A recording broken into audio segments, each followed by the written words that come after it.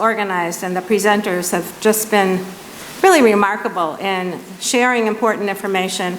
And actually, I think you'll see many ties, connections between the prior presentations and mine, I hope, because really what we're talking about is affecting all of us, one way or the other, including something as perhaps perceived to be more obscure as a developmental disability in the family. But I'm going to try to convince you that this is also a relatively prevalent source of difference in the family.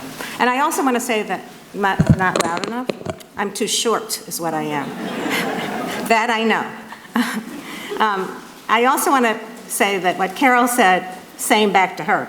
I remember the first time I met Carol. I won't go into all the details, but she was pregnant with her second child at that moment. And I said, I found a friend as I was moving to the University of Wisconsin, and I've kept that friend, so thank you, thank you.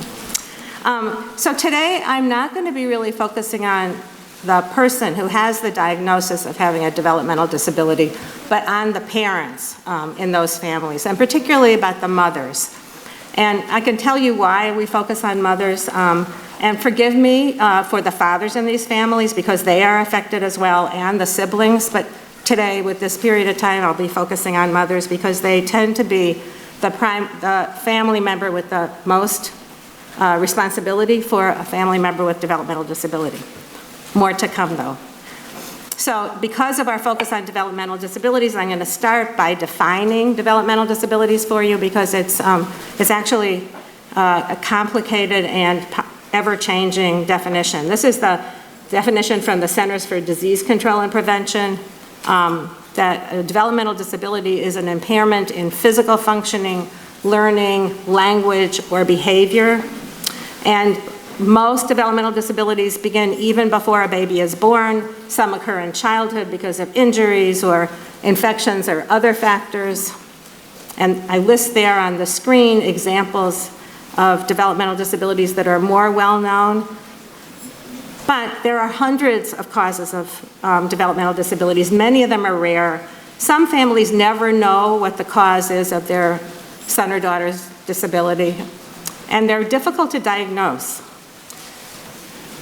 So that's not a very crisp definition, but it is the reality of developmental disabilities that families face and live with. The other thing I want to say by way of introduction is something about the prevalence of developmental disabilities. This is data also from the CDC that 1 in 6 children between the ages of 3 and 17 have a developmental disability. But they're lifelong disabilities. So when the child hits the age of 17, it's not like parents after that don't have the same set of challenges or an evolving set of challenges. The parents of people with developmental disabilities often provide support across the son or daughter's lifespan, and it only really ends when either the parent or the son or daughter passes away. So these numbers, 1 in 6, are an underestimate in some respects. And then I try to figure out how many mothers are there in the United States who have a child with a developmental disability, because mothers, continue to have this responsibility. Parents continue to have this responsibility more or less indefinitely. And the best data I could find, it wasn't so easy to find data, but from the Census Bureau, I found that there are 85 million mothers in the United States. And 13% of them, which I think if I did the math correctly, it's 11 million mothers, have at least one child with a disability. So this is not a minor or rare family occurrence. It's much more prevalent than many of us would have expected. And the other thing I want to say before delving into the research that I'm going to share with you today is that parents, now I'm overgeneralizing, but all parents experience some stress, regardless of whether they have a child with a disability or their child is in perfect health. Parenting is stressful, we all know that. And parenting is also extremely gratifying. And parents of kids with developmental disabilities, they love their children. They're gratified by their children, but they are also stressed by their children in ways that are beyond the average level of stress. And I would say that there are a few other sources of stress in life that last as long or are as intense as parenting when a family member, when a child has a developmental disability. It's often lasts for 5 decades, like a parent who in their 20s and 30s has a child with Down syndrome or a child with autism. That can last 50 years, that relationship and that responsibility and those concerns. So it is long in duration and intense. So today I'm going to tell you about some research that we've been conducting. The 2 individuals who have led this research are Jinko Kong, who is sitting over there. Jinko, just raise your hand, please, to stand up or something there. Yeah. And Jinko Kong and I have been working together since, not as long as Carol and I have been working together, but 1995. Yeah, so this has been a long-term relationship in terms of research. And the other person is newer to our research group, Robbie Dembo, but MIDAS has actually brought us, we are all brought together through the MIDAS study. So the question that we're sharing with you today is whether mothers of children with developmental disabilities have different patterns of aging than mothers whose children do not have disabilities. And it's a pretty straightforward question, but it's really difficult to answer because of some of the things that we've talked about earlier today, and that is that aging starts before one considers oneself older. Carol said that in the beginning of her remarks this morning, and that it's a process that continues for many, many years. It's not a single point in time. So part of what we're doing is looking at trajectories of aging in parents who have a child with a developmental disability. And when I say child, I mean a person of any age who is the son or daughter of the parent. So trajectories across the decades of the parent's adulthood is what we're looking at here. And we're looking at health and emotional distress and psychological well-being and also cognitive functioning in terms of memory. But before I get into the numbers and the statistics, so forgive me, I wanted to tell you about a participant in our research. And the details of her life have been altered to keep the data anonymous, the characteristics anonymous, but this is really a typical example. And I'll call her Stella. And she's married, she has 4 grown children. She worked as a physical therapist while she was raising her children. She has many close friends. She's lived in the same community, the same town for her entire adult life. And in retirement, though she and her husband were struggling with financial problems, when we asked her as part of our research, what is your greatest source of support? She said, my faith. God wouldn't give me more than I can handle, no matter how bad things get. But as we learned about how Stella fared as she aged, by age 60, she was diagnosed with osteoporosis, which is true, not just because of Neil Binkley's presentation, high cholesterol, heart disease, ulcers, and her husband was diagnosed with diabetes. Familiar to all of us in the room. By age 70, she rated her own health as fair. However, she noted it was worse than had been in the past. She took 7 prescription medications for cardiac conditions, back pain, high cholesterol, osteoporosis, arthritis, anxiety, GI problems. And I'll say that the definition of polypharmacy is 5 medications, so she was above that number. By age 75, both her husband and 1 long-term friend had died. She decided to move out of her long-term home. She now lives in an apartment by herself and has a series of new health problems: emphysema, sciatica, depression, diabetes, memory problems. I guess diabetes is not a new one. And she takes now 9 prescription medications. Again, it's not something that we've never thought about or experienced. But Stella's daughter, Teresa, also not her real name, has autism on top of that. So our research seeks to discover how and whether mothers like Stella experience accelerated aging as compared to mothers who are the same age and well-matched characteristics, but their children do not have disabilities. And we're drawing on 2 studies. One we've talked about a lot today, which is the MIDAS study. the national longitudinal study of over 7,000 adults, and led by Dr. Carol Riff. And that study began in 1995, I think. And MIDAS traces health and aging across the adult years, which makes it possible for people like me to delve into MIDAS and try to answer questions that we have in our research with the MIDAS data. But also, at the Waisman Center, we've been conducting a study of adolescents and adults with autism and their parents. Now we call them and their aging parents. And that's been going on for 22 years. And this is a study of the families of 406 individuals who have an autism diagnosis. And Stella, the mother, and Teresa, the daughter, are both participants in our research on autism. So let's start with the MIDAS study, then I'll get to the autism study, and we'll bring it all together. So MIDAS is a study that is representative of the US population. No one entered the MIDAS study because they had a child with a developmental disability, which is truly a remarkable gift to researchers like me, because it's not a volunteer sample. It's not people who joined because they wanted to know more or they wanted to learn more about their child. It was just because Carol and her colleagues, in their wisdom, recruited a representative sample. So it's not a biased sample in the sense that, for instance, our autism sample, which are all volunteers for that study. And there's a wealth of data in MIDAS, but what we're drawing on today is data collected at 3 points in time by the MIDAS enterprise.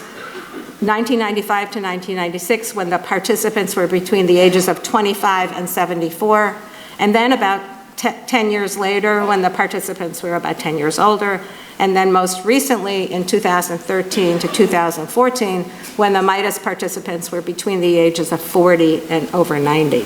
And what we did was we identified those mothers in MIDAS who had a child with a developmental disability whose symptoms were evident before the MIDAS study began in 1995. So we could trace that impact over these decades. And we compared them with mothers who had a child before 1995, but who did not have children with disabilities. So we were able to piece together information starting at the age of 25 in these mothers, going to the age of over 90, by piecing the data together. How does MIDAS identify developmental disabilities? So we asked the question, MIDAS asked the question, do any of your children have a developmental disability or long-term mental health condition, such as, and we gave some examples, and if yes, what is the condition and when did the symptoms begin? So for our analysis, though, for this study, we restricted our focus on 96 mothers of children with developmental disabilities, as I said, whose symptoms were evident before MIDAS began, and compared them with 1,181 mothers whose children did not have developmental disabilities. And as I said, all the data were anonymous. We don't know anything about where they were or who they are. And in MIDAS, because it's a nationally representative sample, there's a wide range of types of developmental disabilities, and developmental disability diagnoses listed on the screen: autism, attention deficit disorder, cerebral palsy, Down syndrome, intellectual disability, learning disability, seizures, and epilepsy, and many, many other diagnoses. And probably many of you, all of you, know someone either in your family or in your neighborhood or a friend who is somehow affected by someone who has one of these diagnoses. And this is how we studied the trajectories of aging. For each mother, we took the data from the 3 points in the MIDAS study and we created an individual trajectory of getting better or getting worse on a variety of dimensions across the 3 waves of the MIDAS study. And then we put all of the individual trajectories together to make a sort of general pattern. We did this also for the mothers who were in the comparison group. And then we graphed the 2 trajectories and compared them statistically to see how they differed and perhaps when the differences emerged. And for if anybody's a statistician in the room, the technique we used was called an accelerated longitudinal design, which is a gift for this type of question. And the trajectories that I'm going to tell you about today, 4 of them: health, negative affect, psychological well-being, and cognitive functioning. And we heard about some of these in an earlier presentation, because we were both drawing upon data from the MIDA study. So in Ju Young's presentation, she talked about negative affect, psychological well-being, etc. So now I'll show you the results of the study. So along the horizontal axis on the bottom of the slide, you see the mother's ages from 20 to over 90, because the MIDA study spanned those ages over the 3 points in time. And along the vertical axis, it's whatever dimension we're tracing in our trajectory. And here it's number of chronic health conditions, just a count of the number of chronic health conditions. And you can see that the two groups, the mothers of children with developmental disabilities in the red lines, and the mothers in the comparison group in the blue lines, they were similar till around age 65. But then the mothers of children with developmental disability diverged and had accelerating numbers of chronic health problems, and the mothers of children without developmental disabilities increased very, very slowly. Now I'll show you the results of negative affect. In early adulthood, the mothers of children with developmental disabilities actually had higher levels of negative affect than the comparison group, and then they became similar for a period of time which is roughly around age 50 to 65. But then at age 65, again, we see this divergence, that mothers whose child had a developmental disability had increasing feelings of negative affect, whereas the control group looked essentially flat. They maintained their whatever level they had before without increasing it at that age. This is a measure of psychological well-being. In early adulthood, mothers of children with developmental disabilities had poorer well-being than those in the comparison group, but then things leveled out and they were similar in midlife between ages 50 to 70. But then at around age 70, mothers of children with developmental disability diverged and declined in their psychological well-being. And this is the last data from the MIDA study, even though it looks like the same data over and over again, because in early adulthood, mothers of children with developmental disability, for reasons I cannot explain, had slightly better memory than the comparison group. Then there was this period of time where they were similar between the ages of 45 to 75, and then at age 75, mothers of children with developmental disabilities diverged and declined in their short-term memory. Everything I'm showing you is statistically significant. I'm not going to show you that level of data, but these are all significant differences. So just to summarize these before moving to the autism study, in young adulthood, mothers of children with developmental disabilities had more negative affect and poor psychological well-being than the comparison group. And this was the time in their mother's life when they first experienced the diagnosis of their child. When they said something is different about this child, they sought an explanation. And it's not surprising that they had more difficulty during that period of time. But then during midlife, the two groups of mothers were similar. We saw that in each one of these measures that we looked at. And I think that shows a process of adaptation and resilience during those years, that these moms were, it was really remarkable that things sort of righted the course. They still were an active parent, they still had active responsibilities, but things were very similar to their age peers. But then around 65 to 75, depending upon the specific measure that we were looking at, things got worse for mothers of children with developmental disabilities, which we interpret as evidence of accelerated aging, maybe due to the wear and tear of stressful parenting.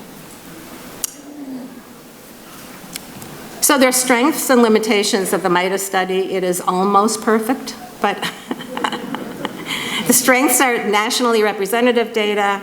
As I said, it's unbiased. Families didn't join because they had a child with this disability. The long duration of data collection in MIDAS is a gem. And it also offers a comparison group, which really can help us interpret those curves. The limitations is we looked at 96 mothers whose children had a variety of diagnoses, and it's possible that clouded the storyline somehow, that because they're very, very different disabilities. And we had very limited data about the adult son and daughter who had a developmental disability. The other thing is that MIDAS is 7,000 people, and although they are nationally representative and they have, I totally believe that the MIDAS data are valid data, so this is nothing to cast aspersions on that, but when you can see or test the same question in 2 different studies, 2 different non-overlapping, different studies, I think we could feel even more confident in the patterns that we're observing, which is why I'm taking a little time today to bring in the autism study. So let me stop for a second and say what is autism, which is a changing diagnosis. The definition of autism has changed, but it is a lifelong disability, but its features change with development. The key symptoms are difficulties with social communication, meaning the social back and forth that we all engage in. They have difficulties with that. They have often very focused interests, like serious interest in the types of wheels used in a certain kind of a train. And they become experts in that. And and that's just one example. There are many examples I could give about that. And they often have repetitive behaviors where they may play a piece on the piano over and over again. Not necessarily a note, but an entire piece. So this repetitive behavior and focused interest and difficulty with social communication are what clinicians use to diagnose autism. Some people with autism have low IQs, intellectual disabilities. Some have average or superior IQs. And according to the Centers for Disease Control, 2 to 3% of the US population has an autism diagnosis. So it's, it's out there. So our study, the Adolescents and Adults with Autism study, has, I'll say a bit about its research design. We collect data from the family. We've now done it 9 times, or the data I'm showing you today spans 9 times over 22 years. About every 18 months, we've collected more data from the mother, and then another 18 months passes, and et cetera. There are periods where we're collecting different types of data, so you see the gaps in the timing of data collection. But in total, from time 1 to time 9 for a given family, it's a 22-year period. There are mountains of data coming out of this study, like other longitudinal studies, and the person on top of that mountain is Jin Cook Hong over there, who I made him stand up before. So the age of the mother when we began the study was between 32 and 81 years, and now 22 years later, the youngest mother is 55, and the oldest mother who's still participating and alive is 91 years of age. So what can we learn from the autism study that's of relevance to the question of today? Well, we felt that if we could see similar trajectories that were evident in the MIDAS study and that they're also evident in the autism study, we can be more confident in the conclusions that I think we can agree upon. But also that the autism study collected more in-depth information about the son or daughter with the disability, so maybe we could learn something about what are risk factors for the mother from the specific characteristics of her child's disability. And so what we looked at was behavior problems, health problems, whether the son or daughter still lived at home or had moved away, and also whether the son or daughter had an intellectual disability or average or above average intelligence. But in this study, all the sons and daughters had the same diagnosis, whereas, MIDAS study had a variety of diagnoses. So I just want to say a bit more about our case example, and now I want to tell you about Stella's daughter, Teresa, as she aged. She graduated from high school. She lived at home with her parents until she moved to her own apartment at the age of 28. She is her own legal guardian. She has average intellectual functioning. She held 2 part-time jobs, each about 10 hours a week. She's had one friend since preschool, one friend. At age 46, she developed significant health problems that are listed here: diabetes, high cholesterol, high blood pressure, sleep apnea, anxiety disorder, and obsessive compulsive disorder. And she took 3 prescription medications. At age 48, she had lost both jobs. Neither one was because of her being fired, but businesses closing or the office she worked in closed. We are all members of generations that experience ups and downs in the economy, and people with developmental disabilities are particularly vulnerable. But she continues to live on her own. There's an autism agency who sends staff to take her out for a walk or shopping several times a week. She lost contact with her lifelong friend who moved away. Her father passed away when she was in her 50s. She has increasing problems, behavior problems, perhaps because she's socially isolated now, without her friend, without her father, without her job, and she has begun to be disruptive and uncooperative. And this is what her mom, Stella, said about her most recently: "I'm getting older, I'm not healthy, and I worry about Stella and what will happen to her when I'm gone." And I must say, that is the critical question that all families who have a child with a health problem or disability problem articulate and share. So I'll just show you age-related trajectories, like those in the MIDA study, focusing on health, depressive symptoms, and psychological well-being. And the psychological well-being is the same measure as in the MIDA study, but our measure of health problems and depressive symptoms was different here.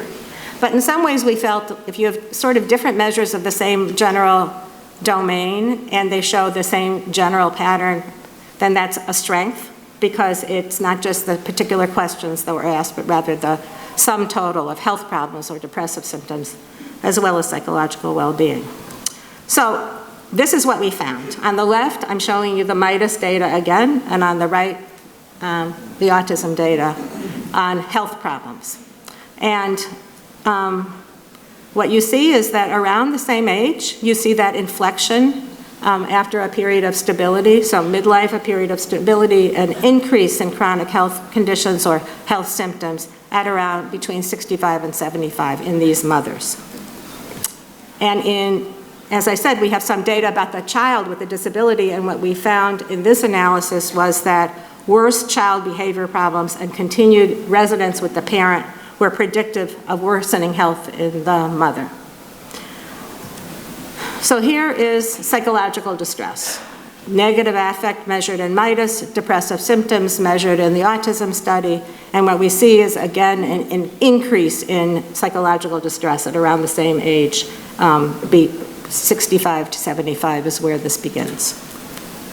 And predictors in the MIDAS study were, again, behavior problems in the center daughter, and poorer health in the center daughter predicts worsening depression in the mother in the autism study. And lastly, psychological well-being, the same measure that we used in autism was from the MIDAS study. And here, what you see is the downturn in older age in the autism study, as well as in MIDAS, and a little bit later in the autism study, but that downturn sort of parallels what we see in the MIDAS study. So, I'm sorry, and behavior problems comes up again as a major predictor of psychological well-being in the mother, again predicting in the autism study. So this is an emerging and well-documented consideration in terms of what affects parents of children with developmental disabilities. So what did we learn from the replication study as we move toward the end of my presentation? Well, the way we see it is that this was a replication and that similar patterns were observed across the two studies. And the most important finding, I think, is that in midlife there was this similarity and flattening of the trajectory. That's important for questions about resilience and adaptation, but that in older age, the downturn occurred in the parents of children with developmental disabilities earlier than we saw any downturn in the general population. Behavior problems, a big risk factor. And then I feel like we're increasingly confident in the conclusion that parenting a son or daughter with a developmental disability is not just a stressful experience at a single point in time, but the cumulative effect of it may be predictive or account for accelerated aging. So my group at the Waisman Center, our group at the Waisman Center has been at this for a long time, for several decades. And so we've conducted and published a series of other studies. And I just want to mention a few of the other findings because they help enrich the overall question that we're raising. One is that when parents of children with developmental disabilities experience stigma, shame, embarrassment about the behavior of their child in the supermarket, on the street, in the classroom, that affects the parents' well-being. This is work that Jiyun Song, who's sitting over there. Jiyun, could you raise your hand? I know you don't know. Thank you. She was the first to look at the issues of stigma within this population. Also, having smaller families, fewer other children without disabilities is a predictor of worse outcomes for the parent. These two generations are linked in so many ways. Protective factors, things that are going to protect against some of this accelerated aging. Attaining a college degree, didn't know about that presentation that we just heard about how important it is, but attaining a college degree has been found in developmental disabilities research to be associated with not only better health in the parents, but also reduced mortality in the parents, alluding to some of the comments Carol made. Social support from different types of relationships, not just the number of people that you can count on as your sources of social support, but having friends and family and coworkers as people in your life that you can turn to is more important than the number, and that was work published by Robbie Dembo, who also contributed to the work today.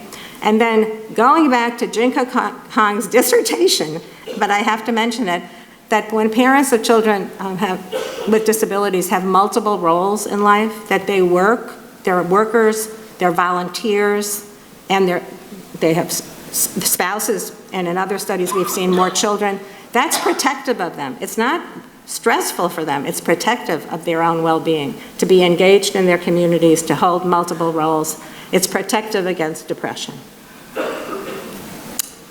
So what can be done? Because many people in society are affected by developmental disabilities. And this is my take on what can be done by the parent, by society, and by the service system. So I think parents would do well by starting planning for the future well in advance of their own aging. That's sort of true for all of us, but it's hard to do. I don't know the data on the number of US adults who have a will. It's not high. But these families really need to have their affairs in order long before they get old. They need to think about guardianship for their child, because those who will need lifelong support financially and in terms of other factors would benefit from having that sorted out, and also financial planning. And there are people who do financial planning for families who have a son or daughter with a developmental disability, and there are all sorts of state policies that vary from state to state that can be supportive of them. Getting the siblings involved, not protecting the siblings from this, because the siblings are going to be those who inherit the responsibility when the parents cannot be in that role. So that's another important thing for families to consider. It's really important not to bear the burden on the shoulders of the families alone, and that having services in place on an ongoing basis. It's easy to say it's a lifelong challenge. I don't mean to minimize it, but with services in place, the impact on the family is much reduced. And I don't only include like day services or behavior problem treatments, but also health insurance for that son or daughter, and plans for living arrangements away from the family home. We all have something to do here in terms of reducing stigma and shame and not looking when we see a child having a tantrum in a supermarket, which is hard not to look because it startles us, but yet compassion by the community for families who are experiencing developmental disabilities, and including them even if their family member may be disruptive or different. And then parents, I leave this for last because I think it's easy to focus only on what parents can do for themselves. Self-care, it's really important. Healthy lifestyle, stress reduction, friendships, participation in community activities. It's really important, but it shouldn't all be on the parents to protect themselves. It should be on all of us and the service system as well. So I'll just leave us with a few unanswered questions and then one more slide. You know, of course, fathers are a big, important part of this, and I won't go into it today, but there's a real difference in the data that fathers have and mothers have. But fortunately, MIDAS has data on fathers, so we'll be there. And then the question is, you have two generations aging together, moving through midlife and older age together, and how does that work? Which changes in which generation affect the other generation? And then, as I mentioned, we have to think about how caregiving responsibilities are inherited across the generational, across the generations, and who in the next generation emerges as the next primary caregiver or person responsible for or looking out for the individual with a developmental disability. So my final thoughts are this.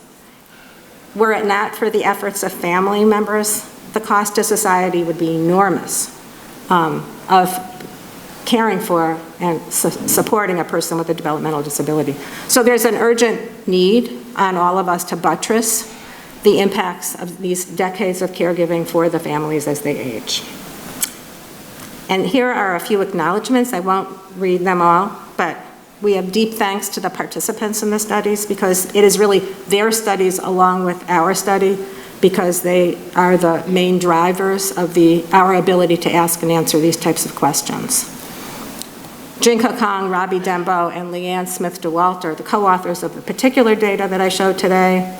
Carol, Riff, thank you, thank you, thank you. And Jiun Song, thank you, thank you, thank you for all that MIDAS does for the research community here in Madison, nationally and internationally. And the NIH for giving us money to ask these questions over such a long period of time. And thank all of you for staying and listening to this presentation and participating in today's symposium. So thank you very much.